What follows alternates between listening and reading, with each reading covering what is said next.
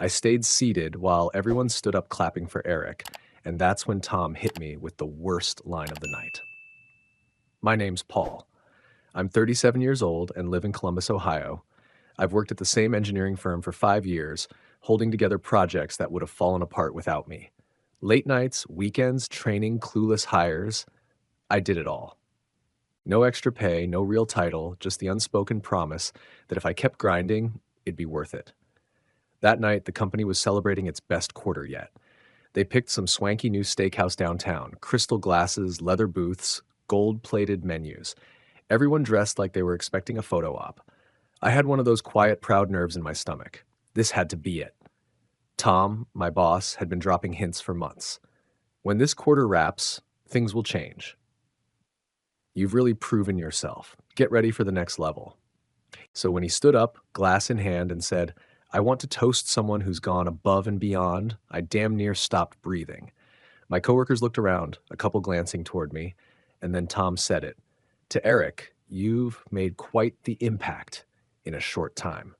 The room broke into applause. People turned toward Eric, the new guy, the guy we hired 3 months ago, the one I'd been helping on board. My stomach dropped. I clapped mechanically while something inside me iced over. Then Tom looked right at me and said, "Maybe you could take some notes from Eric. He's already outperforming you." I didn't move, just smiled tight as laughter rippled around the table. Eric chuckled awkwardly. Someone reached to refill my glass, but I didn't touch it. That moment, that slap dressed up like advice, burned. I wasn't mad at Eric. Hell, I trained the guy. But Tom? Tom knew what he was doing. He wanted a reaction. Humility, maybe. Gratitude for still having a job, something small. What he got was silence, because I already knew what I was going to do. He might have taken the spotlight tonight, but Monday morning, Tom was going to find out what happens when you screw over the wrong man. I didn't make a scene that night, didn't storm out or throw my drink. I smiled, toasted Eric when he came around with that embarrassed look on his face, and even cracked a joke about rookies outpacing veterans. It was the kind of thing people expect you to say, the kind of reaction that lets everyone else feel comfortable ignoring the elephant in the room. After dessert, I shook hands, said goodnight, and got in my car. Drove home in complete silence. No music, no news.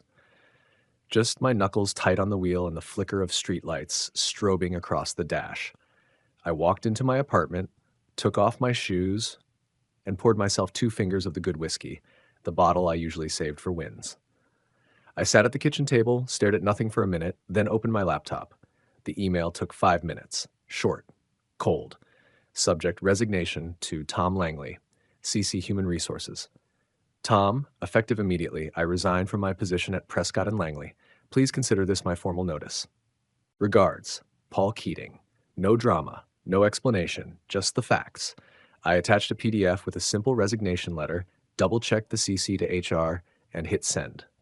Timestamp 11:46 p.m. I closed the laptop, downed the rest of the whiskey, and for the first time in months, slept like a man with nothing to lose. When I woke up the next morning, there was a different kind of silence. Not the hollow kind, the kind that comes when you've stopped running loops in your head. No more thinking about who said what, no more mental rewrites of conversations that already happened. Just quiet. My phone buzzed around 8:15. Tom Langley, 3 missed calls, new voicemail. I didn't listen. Not yet. Let him sit in it for a while. I made coffee, real coffee, not the weak office stuff I'd been choking down for years. I sat out on the balcony, wrapped in a hoodie, and watched the sun crawl over the city. And I thought, so this is what peace feels like. It wasn't an emotional decision. It wasn't a rage quit. I didn't resign to punish anyone. I resigned because something shifted, because I realized I didn't owe that place another ounce of my time. What I had set in motion, that wasn't about ego. It was about control. Tom thought he owned me, that I'd sit there clapping like a trained dog while he threw scraps to someone new, that I'd take the insult and stay grateful for the paycheck. He didn't realize I already had another move on the board, and by Monday morning he was going to see just how much he miscalculated. Monday morning, I walked in just like normal. No box, no drama, just calm. I took the elevator up to the 6th floor, badge still working, said a casual morning to Grace at reception, and walked straight to my desk. I sat down, opened my laptop like it was any other Monday, and sipped from the thermos of real coffee I brought from home. 10 minutes later, Tom's door burst open like someone had set it on fire. Paul, my office, now. He was holding a printed copy of my resignation. It was slightly crumpled, like he'd been clutching it for hours, waiting to pounce. His face was red, like he'd been yelling already. I stood, calm as a surgeon, and followed him in. He shut the door behind me and turned fast. What the hell is this? He waved the paper in my face. That, I said, taking a seat, is my resignation. Effective immediately? His voice cracked halfway through. You didn't even give notice. Didn't see the point, I replied. No hard feelings, right? He scoffed. No hard. Paul, come on. You're one of our senior guys. You don't just vanish in the middle of Q2. This is childish. I raised an eyebrow. Childish? Yeah, look. He sat down across from me, tried softening his tone. I know Friday didn't go how you expected, but the director decision wasn't personal. Of course not, I said flatly. It was strategic. Just like this. He stared at me for a second, trying to find the angle. We need you here. No one knows the Vectra account like you. And the new hires, hell, Eric still asks you what time the printer resets. That's unfortunate, I said, but not my problem anymore. Paul, he said, suddenly dropping the manager voice, let's talk about this. Really. I leaned back, arms folded. Sure, let's. He shifted in his seat. Where are you going? I smiled. Andrew Carter. His whole face twitched. What? You remember him, I said. Your former CFO, the guy you forced out last year because he pushed back too much, the one you replaced with your old college buddy. You're joining Carter? He asked, like the name had physically struck him. Already accepted the offer. VP of Operations, full autonomy, competitive package, and one hell of a mission. His mouth hung open. That's not possible. Andrew's company barely exists. It's a startup. You're trading stability for, what, a gamble? No, I said. I'm trading smoke for fire. That place is being built. This one, it's just being babysat. Tom slumped back, the weight of it starting to land. He reached out to you? No, I said. I reached out to him. Tom blinked. Last fall, after you passed on Carter's expansion proposal and threw him under the bus in front of the board, I figured it was just a matter of time before he did something on his own. He started, then stopped. You were planning this? Not planning, I said. Positioning. The silence in that room felt heavy, like the air had thickened. I coached Eric because I knew you'd pick him. You wanted someone easier to shape, someone who didn't challenge you, so I let you think I was staying put. Tom stood up, walking a short circle behind his desk. This is a mistake, he said almost to himself. You're burning bridges. No, I said, I'm just done carrying yours. He turned one last time, face hard. You really think Carter can pull it off? I stood. I know he can, and more importantly, he wants me to help build it, not just polish his legacy. Tom didn't answer. I walked to the door, then turned back. Oh, and by the way, I said, you might want to check who else is watching the exits this week. His eyes widened just a bit. Then I left. No slamming doors, no raised voice, just the quiet click of power shifting.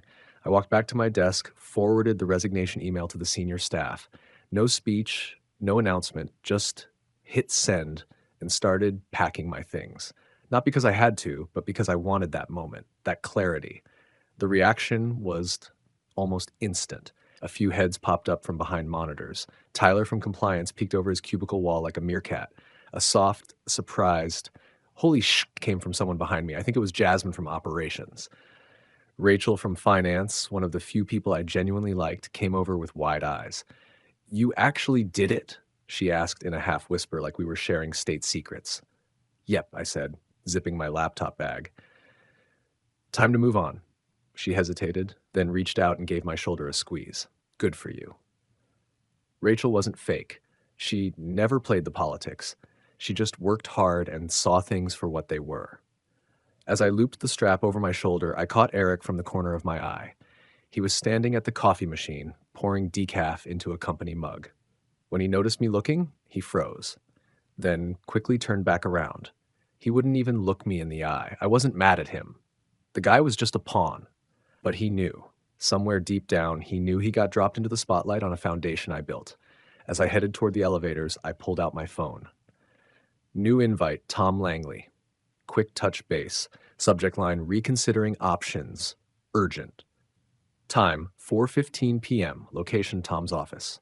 I let out a breath and laughed under it. Of course. He wasn't done yet. I hit accept.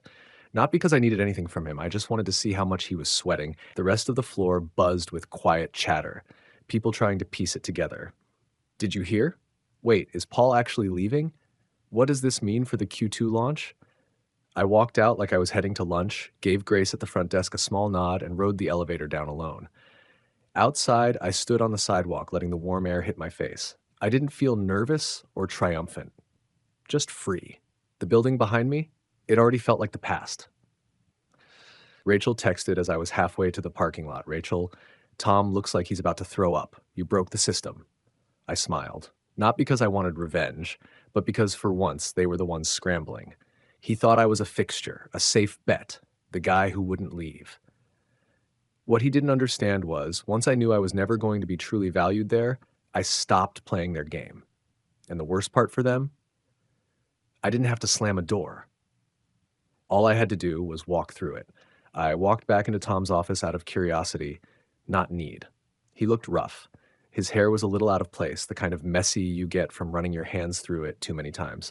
His collar was wrinkled, the top button undone. There was a half-empty energy drink on his desk, a brand I'd never seen him touch before. He stood when I walked in, fake smile loaded and ready. Paul, glad you came back. Just wanted to see how this plays out, I said, taking a seat like I owned the room. Tom didn't sit right away. He paced a little behind his chair, like he was trying to find the right tone. Listen, I know Friday didn't come off the way it was supposed to. You've been a huge part of this team. I waited. I think we made a mistake, he continued. A real one. Eric's got potential, sure, but we moved too fast. That's on me. I almost laughed. Not at what he said, but how late it came. We're willing to fix it, he said, finally sitting down. Match whatever Carter's offering. Title bump. Full autonomy over ops. You want a direct line to the board? Done. You name it. That caught me off guard for about half a second. Because just a week ago, I couldn't even get him to confirm I'd be leading the next launch cycle. Let me get this straight, I said. You're offering me everything I asked for now that I'm already gone? He leaned forward. You've got to understand, this place moves fast. Decisions happen in real time. But we can course correct. You're valuable, Paul. Valuable. I shook my head slowly. You didn't care about any of that until I left. That's not true, he said quickly. It's just, sometimes leadership misses the forest for the trees. You've always been the guy who kept things steady, reliable. That can make people overlook the scope of what you're really doing. Until they lose it, I added. He hesitated. Exactly. I looked around his office, the one I used to think I'd earn someday. The fake awards on the wall, the desk that always had some client file open like he was still hands-on. It was a set. A prop stage for a guy who liked playing boss more than being one. You're walking away from stability, he said, switching gears. For what? A gamble with Carter? You think that's going to be better long-term? I smiled. I don't know, but I know what staying here looks like. Look, he said, getting a little desperate now. I'll give you my word. We'll put it in writing. Promotion, raise, the whole package, and we'll announce it to the staff Friday. Make it official. I leaned back, crossed one leg over the other. I'm not here to negotiate, I said, steady and low. I'm here so you can watch the door close. Tom's face tightened.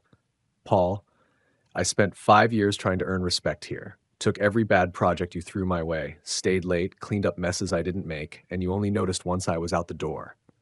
He looked away, jaw clenched. I'm not angry, I added. I'm done. He rubbed his temple like he had a headache forming. I made a mistake, he muttered. I stood. You did, but you didn't admit it until the damage was done. Tom didn't follow me out this time. He just sat there, slumped in his chair, watching the one person who kept the gears turning walk away for good.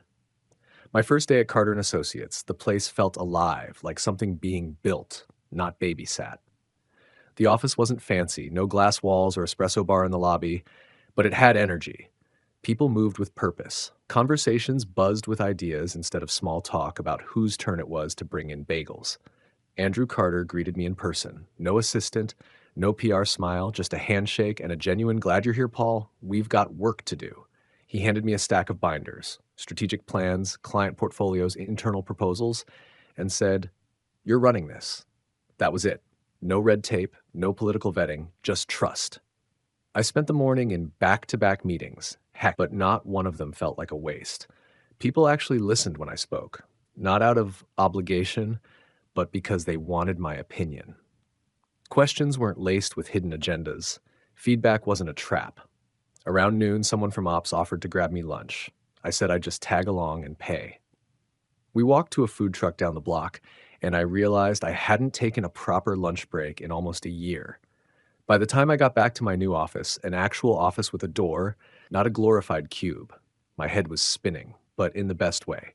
I set my lunch down, cracked open the top binder, and just sat there for a second, taking it in. The light coming in through the window, the buzz of people solving real problems, the quiet confidence that I was somewhere I actually belonged.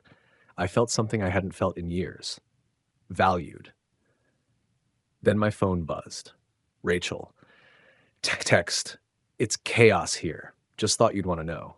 I stared at the screen, not quite smiling, but something close. Rachel never had to say much. Just like that, I knew exactly what was happening back at Prescott and Langley. Eric wasn't ready. Tom was probably flailing. People were realizing who had really been keeping things afloat. I tapped back. "Appreciate the heads up. Hope you're doing okay." She replied with a thumbs up and a "might not be here much longer." I looked around my office again, then back at the stack of work in front of me. It wasn't going to be easy. Carter's team was lean, and the goals were ambitious. But for the first time in a long while, I felt like my work would build something, not just patch holes. And I didn't need anyone's permission to lead anymore. The old place? They could scramble. They could chase titles and scramble for backup plans. I had already moved on. And this time, I wasn't looking back. Rachel kept me updated. Not every day, not even every week. But once in a while, I'd get a short message that told me everything I needed to know. Eric's cracking. Tom's throwing fits again. Board is asking questions. 3 weeks after I started at Carter & Associates, she texted, "3 clients have asked if you're still with P&L. I didn't need to guess which ones." They weren't with the firm because of the name. They were with us because of me. I'd built those relationships from the ground up, nurtured them through late nights and fire drills. Then one morning, my new assistant knocked lightly on my office door. "Dawson & Co. is on line 1, she said. "They asked for you directly." I blinked. Dawson & Co. was huge. One of the legacy clients I used to manage. High maintenance, high budget, and high impact. I picked up the phone. "Paul Keating," I said. "Paul," came the familiar voice of Alan Dawson, the CEO himself. "Heard you made a move. Didn't realize it until a few of your emails started bouncing." "Yeah," I said. Decided it was time for a new challenge. "Well," he said, chuckling, "guess what? So did we." I sat up straighter. "We want to move our business to wherever you are," he continued. "P&L hasn't been the same since you left. The guy they put in your place, Eric, he's not you." I didn't say anything. I let the silence do the talking. "We don't want to waste time training someone else. You already know our systems, our quirks. You kept us running. So what would it take to shift the entire contract over to Carter's firm?" My fingers drummed lightly on the desk. "We can set up a transition call this week," I said calmly. "I'll loop in Andrew." "Perfect," Alan said. "Glad we found you again." When I hung up, I just sat there for a second, staring at the phone. It wasn't about revenge. I hadn't contacted a single client. I hadn't whispered a word about leaving, no shady poaching. But they came anyway. Not because they hated Prescott and Langley, but because they trusted me. By the end of that week, 2 more clients had reached out. Nothing dramatic, no bad-mouthing, just a quiet shift in loyalty. The clients weren't loyal to the company. They were loyal to the person who showed up. Eric, according to Rachel, had started missing deadlines, mixing up deliverables, blaming internal confusion and asking for deadline extensions that would have made me cringe. The board, she said, was officially concerned. "Tom's snapping at everyone," she wrote. "People are tense. No one's stepping up. It's like no one wants to be noticed now." I didn't gloat. I didn't throw it in their faces. But deep down I knew I didn't have to destroy the place. They were doing it all on their own. And every new client email, every referral, every word-of-mouth transfer, it was just one more reminder that what I built had value. Not because it belonged to a firm, but because I made it work. And now, that value was mine to carry forward. not theirs to claim. Friday, I got an email from Tom. Subject, a proposal. I stared at it for a minute before clicking. Just one line inside. Available for a short meeting Monday at 10 a.m.? No explanation, no pitch, just that. I replied with a single sentence. Sure, I'll swing by. I didn't need the meeting, slat. I had no reason to step foot back in that office. But something in me wanted to see it, to stand in that room again, not as a ghost chasing a promotion, but as the man who walked away from it all. Monday morning, I wore a navy sport coat and jeans. No tie, no effort to impress, just enough polish to remind him what he lost. The receptionist gave me a surprised smile. Hi, Paul. Didn't expect to see you. Just a quick visit, I said. Tom's assistant met me at the door. He's ready for you. When I walked into that same office, the one where he dismissed me with a backhanded comment just weeks ago, it felt different. Smaller somehow. Tom looked worn out, unshaven, eyes bloodshot. His desk was messier than I'd ever seen it. He stood, extended a hand. I shook it, but kept my expression flat. Thanks for coming, he said. Your email said a proposal, I said, sitting down without waiting. Let's hear it. Tom took a breath. I'll be straight with you. We're prepared to offer you executive director, full control over operations, 6-figure raise, your pick of staff, no strings. I didn't blink, he went on. You'll have the authority you always deserve, direct line to the board. Carter can't give you what we can. I smiled, not out of amusement, just the quiet irony of it. You could have offered all of that a month ago, I said. Why now? Because we made a mistake, he said, leaning forward. Eric wasn't ready. You were. That's clear now. And it's not just about you leaving. It's about what's happening since. Let me guess, I said. Clients are nervous. Deliverables are late. Staff's losing trust. He didn't respond, which told me everything. You think throwing a title and a paycheck at me fixes that? I asked. We're trying to make things right, he said, softer now. You were instrumental here, Paul. We can't pretend otherwise anymore. I stood slowly. You know what the problem was, Tom? I said. You saw value only when it walked out the door. He started to respond, but I raised a hand. And you didn't just overlook me. You humiliated me in front of the whole team. Maybe take notes from Eric? Remember that? Tom looked down. I walked toward the door, then stopped, turned. Maybe next time, I said, staring straight at him, take notes. He didn't speak. I walked out. No follow-up emails, no counteroffers, just the echo of everything he could have had, and now never would. Carter and Associates kept growing. By the next quarter, we'd landed 4 more major clients, 3 of them referrals from firms I used to manage back at Prescott and Langley. Our team doubled in size. We moved into a bigger space, added new leadership roles, brought in real momentum, and I didn't have to chase it. It just came. One quiet Friday morning, I was wrapping up a call when my phone buzzed. Rachel. Tom's gone. Board forced him out. I leaned back in my chair, staring at the screen. Investors pulled support. Morale tanked. Eric quit 2 weeks ago. Lisa got promoted but didn't last. They're scrambling to hold it together. I didn't reply right away. Just sat with it. Let it settle. Tom was out. The man who once told me to take notes was now the one with no seat at the table. And I wasn't even trying to sabotage them. I never badmouthed the firm. Never reached out to their clients. Never asked anyone to jump ship. I just left. And without me, the quiet fix-it guy, the one who held things together when no one else wanted to, they unraveled. They didn't collapse because I tore them down. They collapsed because they never realized what I was doing until I stopped doing it.